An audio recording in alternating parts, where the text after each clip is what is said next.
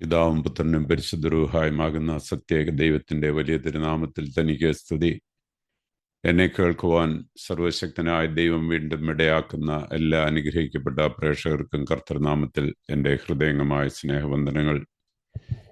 ദൈവഹിതമെങ്കിൽ ഇന്ന് നിങ്ങളോടൊപ്പം പങ്കുവയ്ക്കുവാൻ ആഗ്രഹിക്കുന്നത് നോക്കി നിൽക്കുന്ന ഒരു ഹൃദയത്തിൻ്റെ വേദന എന്ന വിഷയത്തെ പറ്റിയാണ്. ഇന്ന് സൂക്ഷ്മ സംവേദനക്ഷമതയുള്ളവരും പ്രാർത്ഥനാ ജീവിതം നയിക്കുന്നവരുമായ അനേകർ തങ്ങളിൽ തന്നെ ശാന്തമായ ഒരു ഭാരം ചുമക്കുന്നവരാണ്. ഒരു വശത്ത് ആഴമായ മുറിവുകൾ, തകർന്ന ബന്ധങ്ങൾ, ഏകാന്തത, സങ്കീർണമായ കുടുംബ സാഹചര്യങ്ങൾ എന്നിവയുമായി മല്ലിടുന്ന വ്യക്തികളെ അവർ കാണുന്നു. മറുവശത്ത് ഉടമ്പടി, വിശ്വസ്തത, ധാർമ്മികമായ വ്യക്തത എന്നിവയ്ക്കായുള്ള ദൈവത്തിൻ്റെ പദ്ധതിയിൽ നിന്ന് ക്രമാതീതമായി അകന്നു പോകുന്ന ജീവിത രീതികളെ അവർ നിരീക്ഷിക്കുന്നു. ഈ സംഘർഷം ഒരു സങ്കടം സൃഷ്ടിക്കുന്നു. അത് മറ്റുള്ളവരെ കുറ്റപ്പെടുത്തുവാനല്ല, മറിച്ച് അപകടത്തിലായിരിക്കുന്നത് പവിത്രമായ ഒന്നാണെന്ന് നാം തിരിച്ചറിയുന്നത് കൊണ്ടാണ്. വിവാഹം എന്നത് ഒരിക്കലും നിസ്സാരമോ എപ്പോൾ വേണമെങ്കിലും ഉപേക്ഷിക്കാവുന്നതോ ആയിരുന്നില്ല.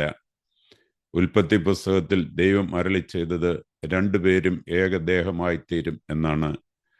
മത്തായിയുടെ സുവിശേഷത്തിൽ നമ്മുടെ കർത്താവ് ഈ സത്യം വീണ്ടും ഉറപ്പിച്ചു. ദൈവം യോജിപ്പിച്ചതിനെ മനുഷ്യൻ വേർപ്പെടുത്താതിരിക്കട്ടെ. ഒരു ഉടമ്പടി ദുർബലപ്പെടുമ്പോൾ അതിൻ്റെ ആഘാതം കുഞ്ഞുങ്ങളെയും കുടുംബങ്ങളെയും സമൂഹത്തെയും തലമുറകളെയും പോലും ബാധിക്കുന്നു. ഇതിൽ സങ്കടം തോന്നുന്നത് കഠിനഹൃദയരായതുകൊണ്ടല്ല, മറിച്ച് വിശുദ്ധമായ ഒന്നിനോടുള്ള ആദരവ് കൊണ്ടാണ്. ഓർക്കുക, തിരുത്തുന്നതിന് മുമ്പ് യേശു കരഞ്ഞു. യേശു യെരുശലേമിനെ നോക്കിയപ്പോൾ അവൻ കരഞ്ഞു. ലൂക്കോസ് 19:41. അവിടുത്തെ അവസ്ഥയിൽ അവൻ സന്തോഷിച്ചില്ല. എല്ലാം ശരിയാണെന്ന് അവൻ നടിച്ചതുമില്ല. എന്നാൽ അവൻ കൈപ്പേറിയ വാക്കുകൾ കൊണ്ട് ആഞ്ഞടിച്ചതുമില്ല. അവൻ കരഞ്ഞു. തുടർന്ന് അവൻ പഠിപ്പിക്കാനും സുഖപ്പെടുത്താനും വിളിക്കാനും തുടർന്നു. നമ്മുടെ തുലനാവസ്ഥ ഇതാണ്. നമ്മൾ ഇരുട്ടിനെ വെളിച്ചമെന്ന് വിളിക്കുന്നില്ല. എന്നാൽ ഇരുട്ടിൽ നടക്കുന്നവരോടുള്ള കരുണ നാം കൈവിടുന്നുമില്ല. ദൈവിക പദ്ധതിക്ക് പുറത്ത് ജീവിക്കുന്ന പലരും ഹൃദയം കൊണ്ട് വിമതന്മാരല്ല. അവർ മുറിവേറ്റവരും നിരാശരും ഒറ്റപ്പെട്ടവരും വീണ്ടും തുടങ്ങാൻ ഭയപ്പെടുന്നവരും അല്ലെങ്കിൽ ആത്മീയമായി അറിവില്ലാത്തവരുമാണ്. തിരുവെഴുത്തുകൾ മുന്നറിയിപ്പ് നൽകുന്ന കാര്യങ്ങളെ ഇന്നത്തെ സംസ്കാരം സാധാരണവൽക്കരിച്ചിരിക്കുന്നു. തകർന്ന ഉടമ്പടികൾ പലപ്പോഴും തുടങ്ങുന്നത് തകർന്ന ഹൃദയങ്ങളിൽ നിന്നാണ്. വിതയും കൊയ്ത്തും. നമ്മൾ പലപ്പോഴും ചോദിക്കുന്ന ഒരു ശക്തമായ ചോദ്യമുണ്ട്: ശരിയായ ഫലം കൊയ്യാൻ നമ്മൾ ശരിയായ വിത്തുകൾ വിതയ്ക്കേണ്ടതല്ലേ? അതെ, ഗലാത്യർ 6:7 പറയുന്നു, മനുഷ്യൻ വിതയ്ക്കുന്നത് തന്നെ കൊയ്യും. എന്നാൽ അത്ര തന്നെ സത്യമായ മറ്റൊന്നുണ്ട്. ഹോശേയ 10:12 പറയുന്നു, നീതിയിൽ വിതപ്പീൻ, ദയയ്ക്കൊത്തവണ്ണം കൊയ്യുവേൻ, നിങ്ങളുടെ തരിശു നിലം ഉഴുതുമറിക്കുവേൻ. ശ്രദ്ധിക്കുക, കഠിനമായ നിലം പോലും വീണ്ടും ഉഴുതുമറിക്കുവാൻ സാധിക്കും. തെറ്റായ വിത്തുകൾ വിധിച്ചതിന് ശേഷവും പുതിയ വിതയ്ക്കായി ദൈവം നമ്മെ ക്ഷണിക്കുന്നു. അവരുടെ കൊയ്ത്തിനെ നിയന്ത്രിക്കുക എന്നത് നമ്മുടെ ചുമതലയല്ല. നമ്മുടെ ചുമതല സത്യം സ്നേഹത്തിൽ വിതച്ചുകൊണ്ടിരിക്കുക എന്നതാണ്. ശേഷിപ്പ് എന്ന തത്വം. ദൈവം എല്ലായ്പ്പോഴും ഒരു ശേഷിപ്പിനെ കാത്തു സൂക്ഷിക്കുന്നു. ഏലിയാവ് താൻ ഒറ്റയ്ക്കാണെന്ന് കരുതിയപ്പോൾ ബാലിന് മുട്ടുമടക്കാത്ത 7000 പേർ ഉണ്ടെന്ന് ദൈവം അവനോട് പറഞ്ഞു. 1 രാജാക്കന്മാർ 19:18. സംസ്കാരം ധാർമ്മികമായി തകരുമ്പോഴും ദൈവത്തിൻ്റെ നിശബ്ദരായ വിശ്വസ്തർ അവശേഷിക്കുന്നു. ഒരുപക്ഷെ ഇന്ന് ആ ശേഷിപ്പുകൾ അത്ര ശബ്ദമുണ്ടാക്കുന്നവരല്ലായിരിക്കാം, പക്ഷേ അവർ ഉറച്ചു നിൽക്കുന്നവരാണ്. വാഗ്ദാനങ്ങൾ മാനിക്കുന്ന ദമ്പതികൾ, വിശുദ്ധി തിരഞ്ഞെടുക്കുന്ന യുവാക്കൾ, ദിവസവും പ്രാർത്ഥിക്കുന്ന മുത്തശ്ശിമാർ, നിശബ്ദമായി വിശ്വസ്തത പുലർത്തുന്ന കുടുംബങ്ങൾ. നിരാശയ്ക്ക് പകരം പ്രാർത്ഥന തിരഞ്ഞെടുക്കുമ്പോൾ നമ്മളും ആ ശേഷിപ്പിൻ്റെ ഭാഗമാകുന്നു. നിങ്ങളുടെ ഹൃദയത്തെ കാത്തു സൂക്ഷിക്കുക. ഒരു കാര്യത്തിൽ ശ്രദ്ധാലുവായിരിക്കുക. ധാർമ്മികമായ തകർച്ചയുമായുള്ള നിരന്തരമായ സമ്പർക്കം നമ്മൾ ജാഗ്രത പാലിച്ചില്ലെങ്കിൽ നമ്മുടെ ആത്മാവിനെ സാവധാനം കഠിനമാക്കും. നീതിപൂർവമായ സങ്കടത്തെ ഇപ്രകാരം മാറ്റാനാണ് ശത്രു ആഗ്രഹിക്കുന്നത്. കയ്പ്, അവഗണന, പിൻവാങ്ങൽ, മേൽക്കോയ്മ മനോഭാവം. എന്നാൽ ക്രിസ്തു നമ്മെ വിളിക്കുന്നത് ഉന്നതമായ ഒന്നിലേക്കാണ്. നമ്മൾ കഠിന ഹൃദയരാകാതെ ഉറച്ചു നിൽക്കുന്നു, കടുപ്പമില്ലാതെ സത്യം സംസാരിക്കുന്നു, പ്രത്യാശ കൈവിടാതെ ദുഃഖിക്കുന്നു. ആഴമേറിയ ഒരു വീക്ഷണം. ഇതൊന്ന് ഓർക്കുക. നമ്മൾ കാണുന്ന ഓരോ ധാർമ്മിക പരാജയവും മനുഷ്യർക്ക് ക്രിസ്തുവിനെ എത്രമാത്രം ആവശ്യമുണ്ട് എന്നതിൻ്റെ സാക്ഷ്യമാണ്. നമ്മൾ സാക്ഷ്യം വഹിക്കുന്നത് വെറുമൊരു കലാപത്തിനല്ല, അത് വഴിതെറ്റിപ്പോയ ഒരു വിശപ്പാണ്.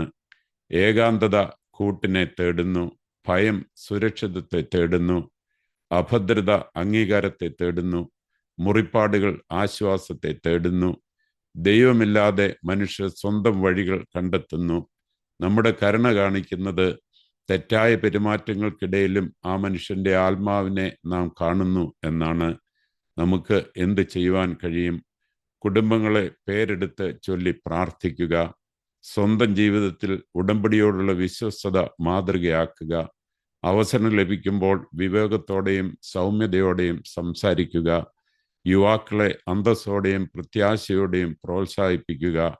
സംസ്കാരം എത്ര അശ്രദ്ധമായാലും ദൈവം ക്ഷമയുള്ളവനാണെന്ന് വിശ്വസിക്കുക. കർഷകൻ പാടത്തോട് കയർക്കുന്നില്ല, അവൻ വീണ്ടും വിതയ്ക്കുന്നു. മുഴുവൻ സംസ്കാരത്തെയും മാറ്റിമറിക്കാൻ നമുക്ക് കഴിഞ്ഞെന്ന് വരില്ല. പക്ഷേ നമ്മൾ വിതയ്ക്കുന്ന വിത്തുകളുടെ ഉത്തരവാദിത്വം നമുക്കുണ്ട്. ധാർമ്മികമായ ആശയക്കുഴപ്പങ്ങളുടെ കാലത്ത് വ്യക്തത നമ്മുടെ സ്വന്തം ഹൃദയങ്ങളിൽ നിന്ന് തുടങ്ങണം. വിട്ടുവീഴ്ചകളുടെ കാലത്ത് വിശ്വസ്തത നമ്മുടെ സ്വന്തം വീടുകളിൽ നിന്ന് തുടങ്ങണം. നമുക്ക് മറ്റുള്ളവരിലേക്ക് ബോധ്യം അടിച്ചേൽപ്പിക്കാൻ കഴിയില്ല, എന്നാൽ നമുക്കുള്ളിൽ സത്യസന്ധത വളർത്തിയെടുക്കുവാൻ കഴിയും. നമ്മൾ ദുഃഖിക്കുമ്പോൾ അത് നമ്മെ പ്രാർത്ഥനയിലേക്ക് നയിക്കുന്ന വിശുദ്ധമായ ദുഃഖമാകട്ടെ. നമ്മൾ സംസാരിക്കുമ്പോൾ അത് വിനയത്തോടും സത്യത്തോടും കൂടെ ആകട്ടെ. നമ്മൾ ജീവിക്കുമ്പോൾ അത് ലോകത്തിൻ്റെ ദിശയെക്കുറിച്ചുള്ള ഭയത്തേക്കാൾ ദൈവത്തിൻ്റെ പദ്ധതിയിലുള്ള ആത്മവിശ്വാസത്തെ പ്രതിഫലിപ്പിക്കട്ടെ. നിലം കെട്ടുപിണഞ്ഞതായി തോന്നാം, പക്ഷേ ദൈവം തൻ്റെ ശേഷിപ്പുകളെ ഒരിക്കലും ഉപേക്ഷിക്കുന്നില്ല. വിശ്വാസത്തിൽ വിതയ്ക്കുന്നവർക്ക് നീതിയുടെ കൊയ്ത്ത് ഇന്നും അവകാശപ്പെട്ടതാണ്. ദുഃഖിതമെങ്കിലും പ്രത്യാശയുള്ള ഒരു ഹൃദയത്തിനായുള്ള പ്രാർത്ഥന. കൃപാലുവായ സ്വർഗീയ പിതാവേ, അങ്ങ് പരിശുദ്ധനാകുന്നു. വിവാഹത്തെയും കുടുംബത്തെയും കുറിച്ചുള്ള അങ്ങയുടെ പദ്ധതി അതിമനോഹരമാണ്. അത് വികലമാകുന്നത് കാണുമ്പോൾ ഞങ്ങളുടെ ഹൃദയം വേദനിക്കുന്നു. ഞങ്ങൾ കാണുന്നതിനേക്കാൾ ആഴത്തിൽ അങ്ങ് എല്ലാം കാണുന്നു. അഹങ്കാരത്തിൽ നിന്നും കഠിനമായ വിധി പ്രസ്താവനകളിൽ നിന്നും നിരാശയിൽ നിന്നും ഞങ്ങളെ കാത്തു സൂക്ഷിക്കണമേ. പരീശന്മാരെ പോലെയുള്ള കോപമല്ല, യേശുവിനെ പോലെയുള്ള കണ്ണുനീർ ഞങ്ങൾക്ക് നൽകണമേ. കുടുംബങ്ങൾ തകർന്നിടത്ത് സൗഖ്യം നൽകണമേ. ബന്ധങ്ങൾ താറുമാറായിടത്ത് തകർന്നു പോകാത്ത വിധമുള്ള കുറ്റബോധവും മാറ്റവും നൽകണമേ. കുട്ടികൾ ആശയക്കുഴപ്പത്തിലായിടത്ത് വ്യക്തത നൽകണമേ. പിരിഞ്ഞുപോയ ദമ്പതികൾക്കിടയിൽ സമാധാനവും പശ്ചാത്താപവും നൽകണമേ. ഞങ്ങളുടെ സ്വന്തം വീടുകളിൽ നീതി വിതയ്ക്കുവാൻ ഞങ്ങളെ സഹായിക്കണമേ. ഞങ്ങളുടെ വാക്കുകൾ സത്യത്തിൻ്റെ വിത്തുകളാകട്ടെ. ഞങ്ങളുടെ ജീവിതം നിശബ്ദമായ പ്രസംഗങ്ങളാകട്ടെ. താഴ്മയും വിശ്വസ്തതയും പ്രാർത്ഥനയുമുള്ള അങ്ങയുടെ ശേഷിപ്പിൻ്റെ ഭാഗമായി ഞങ്ങളെ നിലനിർത്തണമേ. കൊയ്ത്തുകാലമാകുമ്പോൾ അത് വെറും ഒരു തിരുത്തൽ മാത്രമല്ല, ഒരു പുനഃസ്ഥാപനത്തിൻ്റെ കൊയ്ത്താക്കി മാറ്റണമേ. ഞങ്ങളുടെ കർത്താവായ ക്രിസ്തു വഴി. ആമേൻ. ദൈവമായ കർത്താവെ, നീ അനുഗ്രഹിക്കുന്നവനും അധികം അനുഗ്രഹമുള്ളവനും ഞങ്ങളെ കാത്തുരക്ഷിക്കുന്നവനും ആകയാൽ സൃഷ്ടിക്കുന്നവനായ ഞങ്ങളുടെ കർത്താവീശോ മിശിഹാ, നിനക്ക് ഞങ്ങളുടെ രക്ഷയ്ക്കായി നിന്നെ അയച്ച പിതാവിനും ശുദ്ധമുള്ള നിന്റെ റൂഹായിക്കും സ്തുതിയും വന്ദനവും ഇപ്പോഴും എപ്പോഴും എന്നും എന്നേക്കും യോഗ്യമാകുന്നു. ആമേൻ. ദൈവം നിങ്ങളെ എല്ലാവരെയും അനുഗ്രഹിക്കട്ടെ എന്ന് പ്രാർത്ഥിച്ചുകൊണ്ട് നിർത്തുന്നു. പിതാവിൻ്റെയും പുത്രൻ്റെയും പരിശുദ്ധാത്മാവിൻ്റെയും അതിപരിശുദ്ധമായ നാമത്തിൽ തന്നെ. ആമേൻ.